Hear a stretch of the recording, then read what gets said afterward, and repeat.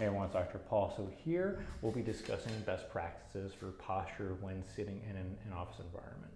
So when you're setting up your workstation, you actually want to start by looking at what your feet are doing. So ideally, you want your ankles stacked on your knees. So here I might move my chair up a little bit, and then I want to look at how are my knees aligned relative to my hips.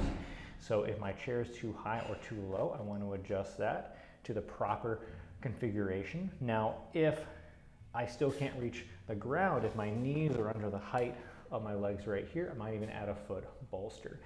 Now, with the chair, we ideally want a chair that will support us so that we can lean back and have a relaxed upper body posture. This one isn't quite the best for that, but I also do that on purpose. That way I can use my standing desk and it forces me to stand more of my day.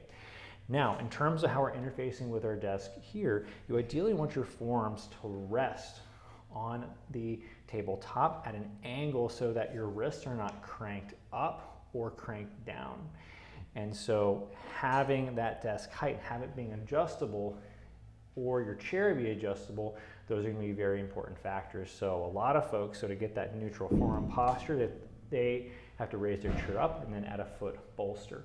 Lastly, you want to make sure that as you're seated here, that you can look down at your screen and not have to crank your head too far down or too far up or side to side. You really want to just have your eyes be moving. Now, again, I prefer a standing desk arrangement. So for me, this is going to be a little bit low. This will again force me to use a standing desk.